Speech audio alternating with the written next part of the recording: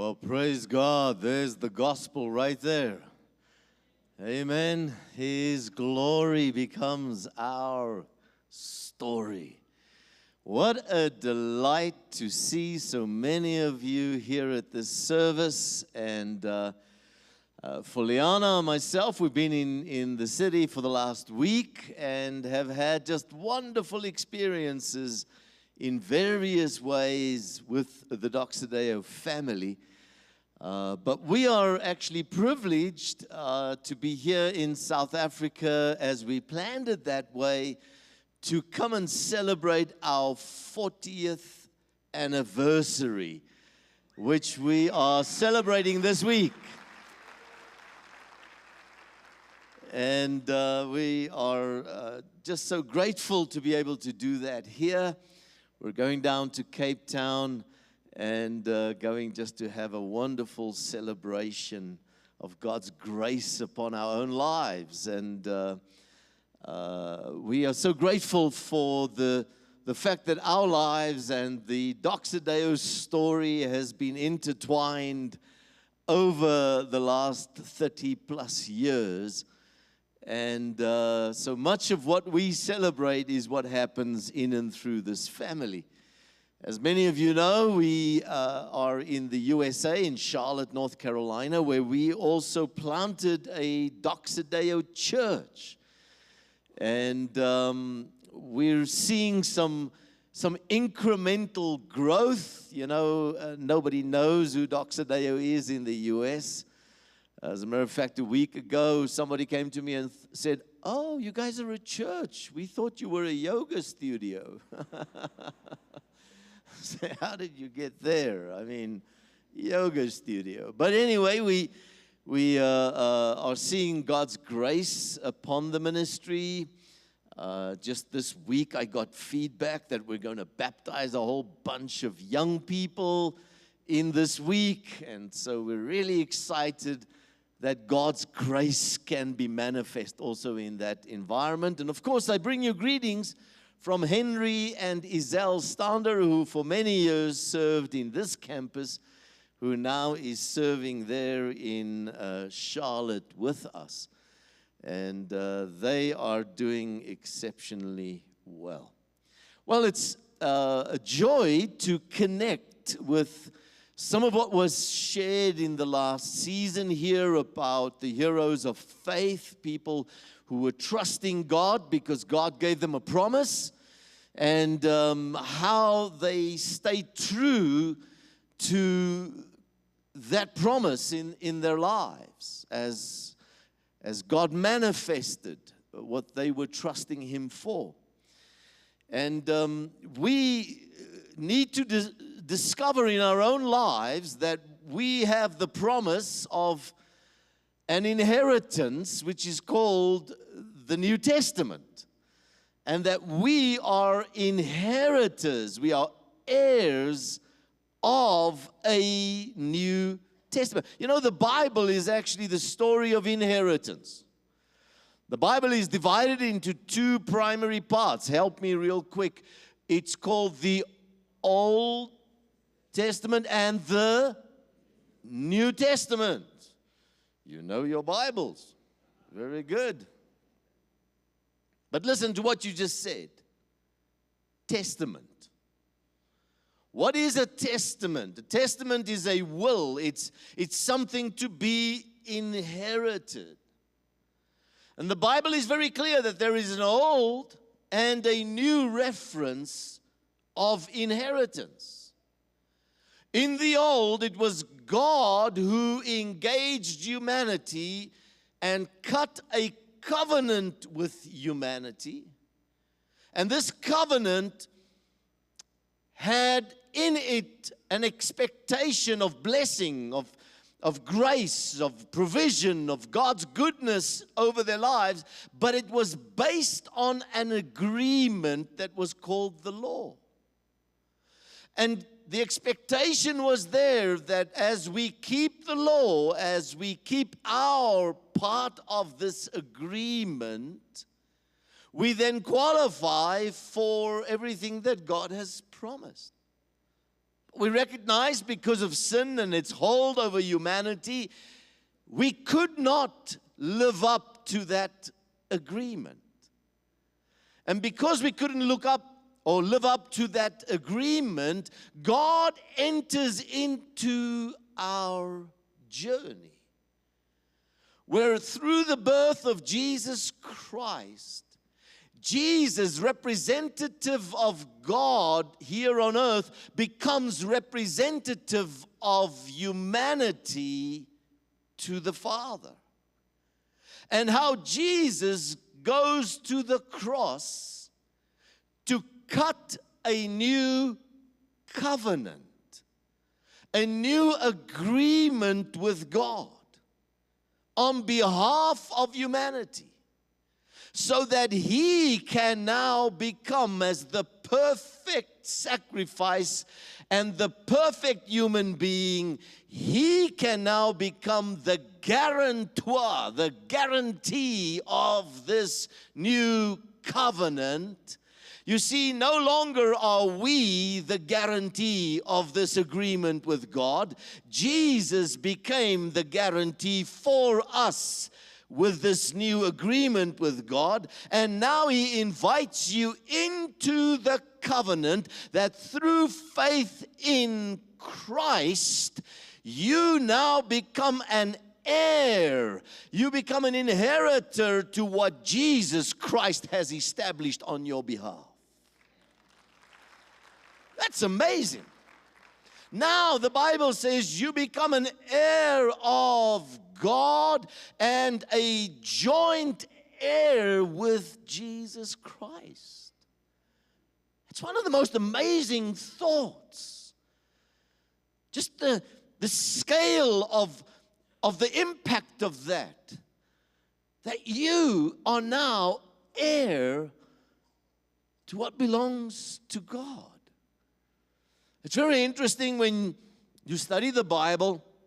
You will see that in the Old Testament, which is actually better translated the Old Covenant, it was a word that was used, berit, in the Hebrew, which literally meant a blood covenant, something that was cut as an agreement between two parties. But when it comes into the New Testament, it's written in Greek, and we see a totally new term. It's diatheke. And diatheke, when the translators have to translate that word right through the New Testament, we see how they sometimes translate it as covenant and sometimes they translate it as testament, because they recognized inherently in this word, it's something more than an agreement. It's something of an invitation to come and inherit. It's this wonderful concept of an agreement that includes inheritors. And therefore, when we actually speak about the Bible, we should speak about the Old Covenant and the New Testament, because it's an inheritance that we are to partake in. The thing is that many people do not understand that this is the essence of the foundation of Christianity. It's interesting, there's this story, you might have heard it, about the young man who was behind the Iron Curtain in the time of communism, where it was illegal to gather as Christ followers, whether it be in church or in homes. But this young man was on his way to one of those engagements at somebody's home where a bunch of people were going to gather. And on his way there, the police stopped him and asked him where he was going. Now, he knew he couldn't tell them where he was going and what they were going to do, because then he would be in trouble and the people that he was going to would be in trouble. But he was also a Christ follower, so he didn't want to tell a lie. And so he prayed one of those, really serious prayers. God, help me. And the next moment he said he got a revelation. And he looked at the policeman and he said, "Sir, it's like this." He says, "My oldest brother has died. And tonight, we as the family are just coming together to discuss the inheritance.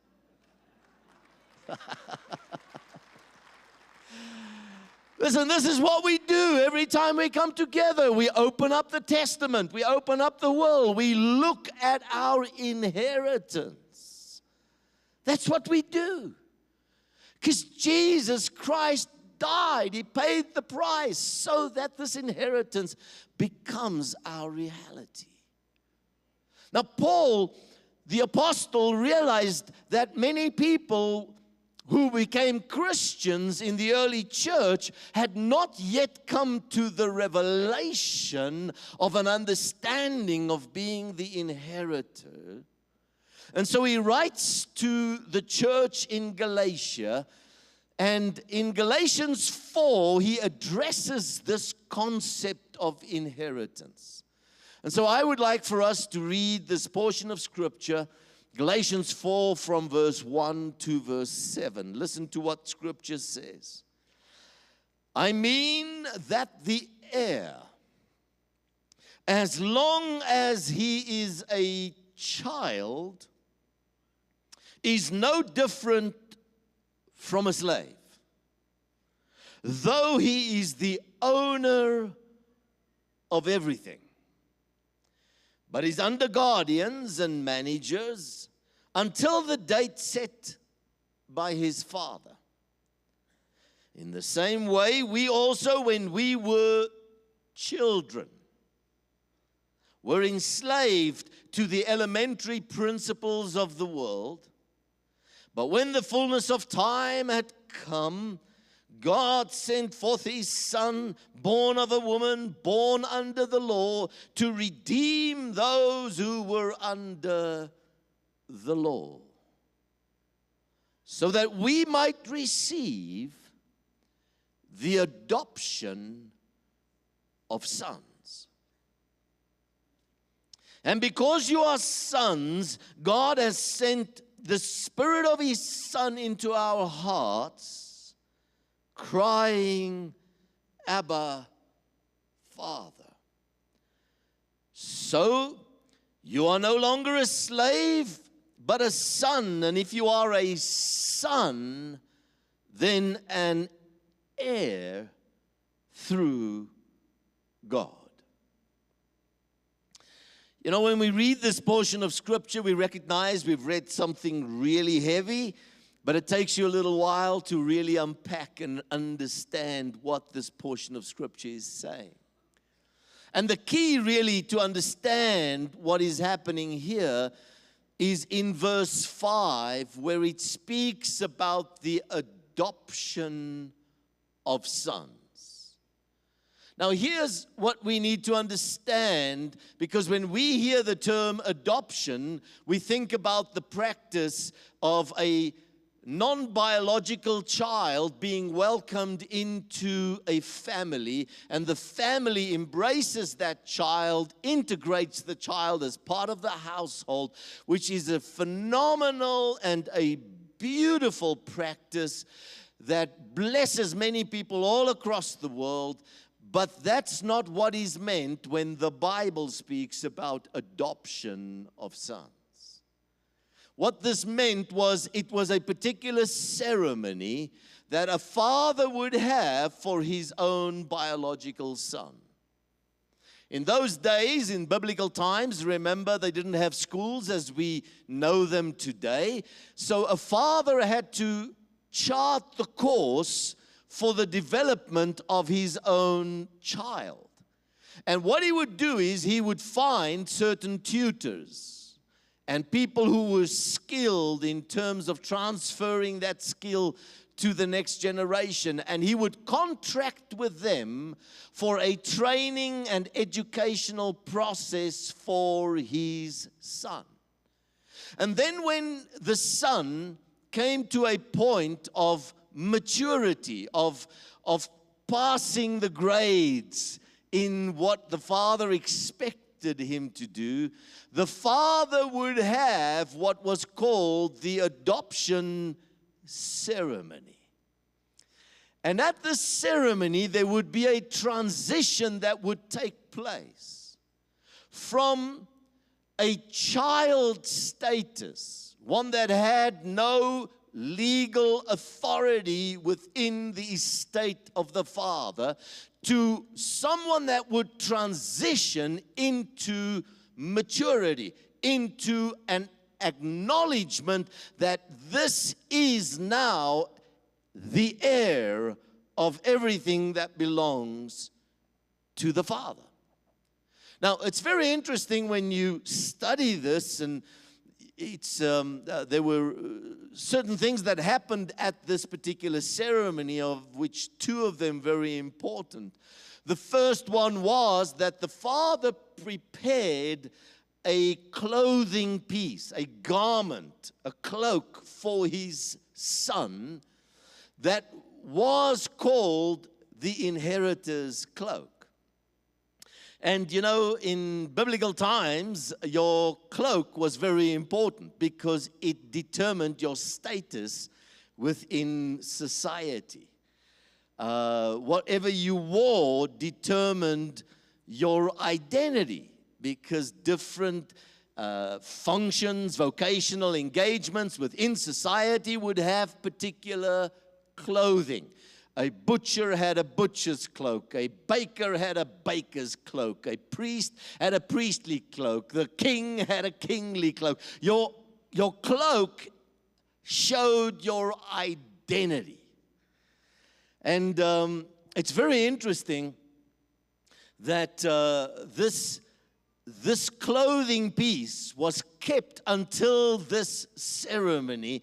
And so it was with great anticipation that this young man would wait for his father to come and clothe him. And then the father would do a second thing, very important. The father would make a proclamation.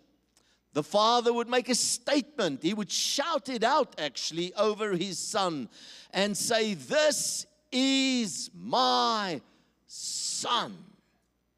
Now, what was interesting is, and even if you read this portion of Scripture, there are two different Greek words in the original text. When he speaks about child, he uses the word nepios. Nepios means small, not yet legal in the sense of having standing in society. It's a son that has not yet come to maturity. Nepios. And the only reason why I remember that is I think about nappy. Nepios. But then something happens. The father then announces another word over his life, which is huios. And huios means one of standing, one of maturity, one that has authority. So when the Father speaks over your life, "You are my huios," everybody around there knows you have received the full acknowledgement of the Father over my life. Now, very interesting to see how this happens in the life of Jesus. When Jesus is here on earth, he lives for 30 years, but in those 30 years, we see he does not enter yet into his ministry. He doesn't do a miracle until he's 30 years old. He doesn't engage in the teaching that he did until he's 30 years old. And everything that's documented for us about the life of Jesus in his ministry happens after 30 years old. But something happened that transitioned Jesus into that maturity, that authority for his ministry, and it was when he was baptized. When Jesus is baptized at the age of 30, he goes to the Jordan. His cousin John the Baptist baptizes Jesus, and we read about this in Matthew chapter 6. When Jesus comes up out of the water, what happens? The heavens open, and the Holy Spirit comes as a dove and clothes Jesus, and the Father speaks from heaven and says, "This is my beloved huios, son. I love the fact that God introduces the concept beloved. This is the Son that I love. But everybody that heard that, everybody that was there right in that moment would have known this is an adoption ceremony. Something has just happened. And it's very interesting as Jesus goes from there into the desert for 40 days. The enemy, Satan, comes to tempt Jesus. And when he tempts Jesus, when we read the temptations, they are prefaced by a particular statement that the enemy makes. If you are the what? The Son. What is he trying to do? He's trying to get Jesus to doubt whether he truly is the inheritor. And you know what? The enemy's strategy has not yet changed. If he can just get you to not believe that you truly are the huios. And many Christ followers, many Christians live their lives knowing that they are children of God, but they do not understand what it is to be sons of God. Now, let me just say this because the ladies need to hear this. When the Bible speaks about becoming sons, it's not a gender reference, it's a status reference. All right, so you that are ladies here, you can be sons of God. If I can be the bride of Christ, you can be sons of God, okay? Because listen to what Scripture says in Galatians chapter 3. It speaks about our engaging in this new way of life. It says, now before faith came, speaking about our own journey, we were held captive under the law, imprisoned until the coming faith would be revealed. So then, the law was our guardian, our tutor, our person that was helping us to understand, in order that we might be justified by faith. But now that faith has come, we are no longer under a guardian, for in Christ Jesus you are all, and all means, thank you, in the Greek as well, all means all sons of God through faith. For as many of you who are baptized into Christ have been clothed, you have put on Christ. This is amazing, and this is so important to understand because you have to transition in your mind from just being child to rising up to become sons of God, inheritors. Now it's sad that many Christ followers never step into that reality. And it's interesting how Jesus wants us to understand this story of inheritance. You know, when you read the New Testament, you can go test this. Wherever you read the word sons, you will always after that see it speaks about inheritance. Always. So if you read the Bible, you read sons, right after that, it'll be something about inheritance. And Jesus tells this story about inheritance. We know the story in Luke as the story of the prodigal son. Now, in that story that Jesus tells, I believe there are three very distinct things that help us understand why we don't step into our inheritance, our full inheritance. The first one is very simply ignorance and immaturity. Just ignorance. We just don't know. We're not aware. And this is clearly seen in the difference between the two sons who were inheritors. Now let's pick it up where Jesus tells the story in verse 11. And he said, there was a man who had two sons. When he said sons, everybody knew he's going to talk about inheritance.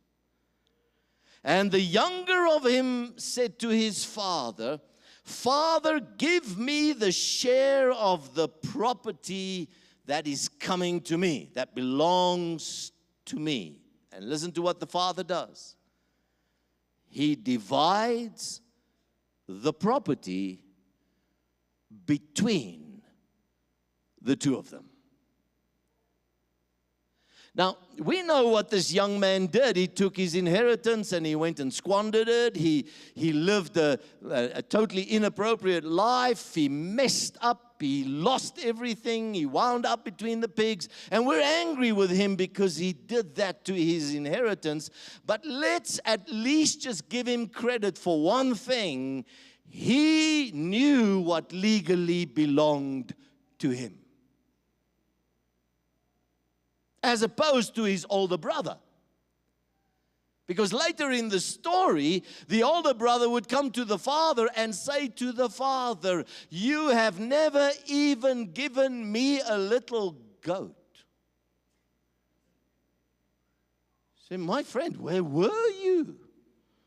Did you not know what happened in verse 12? The father has divided the inheritance between the two of you. This is the problem with many good Christian people. They have no idea what the inheritance is. And because they are ignorant to that reality, they think that God is not even giving them a little goat. Yeah, God always blesses the other. Yes, God, I know God will, but I'm not sure about me. Listen, while you live with that mentality, you will not engage your inheritance. It's extremely important for us to understand this. That's why Paul prays. He says to the Ephesians church, I'm praying for you that now, after your journey with God, you will have enlightenment of your minds, that the eyes of your understanding will be opened. He says that you can know what is the hope of your inheritance. But there's a second reason why people do not take hold of their inheritance, and it's simply because of guilt and condemnation. We know what happens to this young man. He messes up, finds himself between the pigs. Now he's reminiscing about what it was like. He wants to go back to the dad, but he feels my dad will never accept me. My dad will never forgive me. My dad will never be able to look at me in the same way again. And so he starts formulating how he's going to engage with the dad. And listen to what happens here in verse 17. But he came to himself and he said, how many of my father's hired servants have more than enough bread, but I perish here with hunger? I will arise and I will go to my father and I will say to him, listen to what he will say. Father, I have sinned against heaven and before you, and I am no longer worthy to be called your son. Make me like one of your hired servants. Now he rehearses this in his mind, and he takes the journey back to the father, and we know the story, how he gets back to the father. The father runs out to go and meet him and greet him and hug him. And then he says to the father, Father, I have this little speech I have to say to you. I have sinned. He says exactly that. It's repeated in this portion of Scripture. I have sinned against heaven and against you, and I am no longer worthy to be called son. What does the father do? The father does not even answer him. The father looks at the servants and says, go fetch the cloak. My son has forgotten who he is. Go get the cloak. Come and clothe my son, because it's my son that is back. See, this is part of the inheritance that we have in the new covenant, that when we come back to the Father engages us through what Jesus Christ has established on the cross. He's the guarantee of this covenant. And when I come back, I know the Father looks at me through that reference and He says, "You are my son." What does this mean? Does this mean that we have license just to sin and do whatever? No. What we're saying is, don't be stupid. Don't wind up with the pigs. The Father wants to invite you to the banquet. He wants you to sit there, knowing that there's no frown on His forehead. There's no sense of, yeah, but what if you just don't make it this time? What if you're going to mess up again? You see, if that young man had seen even a measure of a frown on the forehead of his dad, that party would have been over for him. But the Father embraces him. But the third reason, let me just say this before I step away from it. Deal with your guilt and your shame. Come back to the Father. Run to the Father. Let Him embrace you. Because I've seen how many times guilt and shame can erode the authority of believers. That's why the devil wants you to sin. He doesn't want you to sin so that you can have a good time. He wants you to sin because you lose your authority, your sense of identity. And may I just say this, your lack of maturity does not determine your identity. Don't make your maturity issues an identity issue. You are sons of God. Let your identity influence your maturity. But here we see the third reason why people don't take hold of this engagement is really because of living with performance and religion. So many Christ followers think that you have to perform to qualify so that you can get to a point where you can access the inheritance of God in your life. You cannot perform. Performance will exhaust you. Performance will cause you to fall into a religious way of thinking. And religion will suck the joy out of your life. That's what religion does. We see this with this young man, the older brother. Listen to what happens. He comes out of the field and he sees this party is busy happening.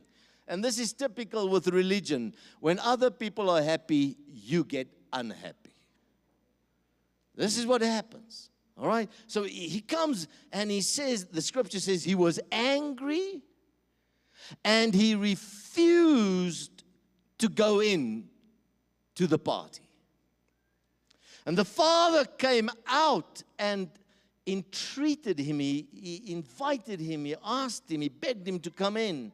But he answered his father, "Look, these many years I have served you." Just hear this, the refrain of this. "So many years I have served you and I've never disobeyed your command," which was probably nonsense anyway.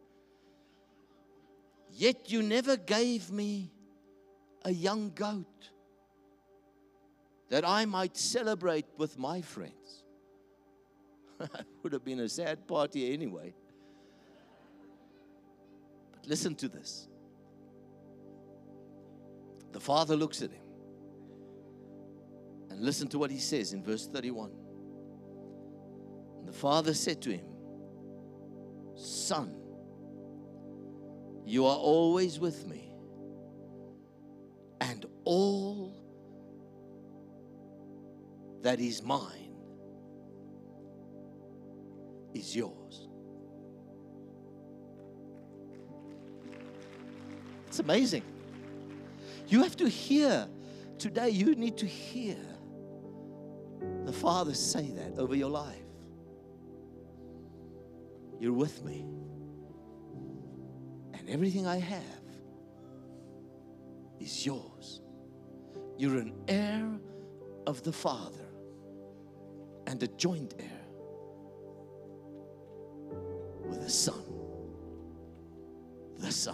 Jesus Christ. Let me end by just saying this to you. Years ago, we had a visiting speaker come to speak in Doxadeo, Brooklyn. And we had people in the church that said they wanted him to stay in their home. And their home's right next to the Pretoria Zoo. And I was thrilled about that because I know in the zoo there's lions, and he came from the Lowveld and he worked with lions. This was his life. And so I knew the lions roar in the morning, and I was going to pick him up the next day. And as he got into the car, I said, "Hey, did you hear the lions roar?" He said, yeah, I heard the lions roar. But I could see he's not excited. I said, "Hey, man, I thought you liked lions. You don't seem excited. The lions roared." He said, "Alan, when I heard those lions roar, I could hear at its roar, it's the roar of a captive lion." He says, because captive lions roar different to lions that are free. And when he said it, I realized this is the story of our lives so many times.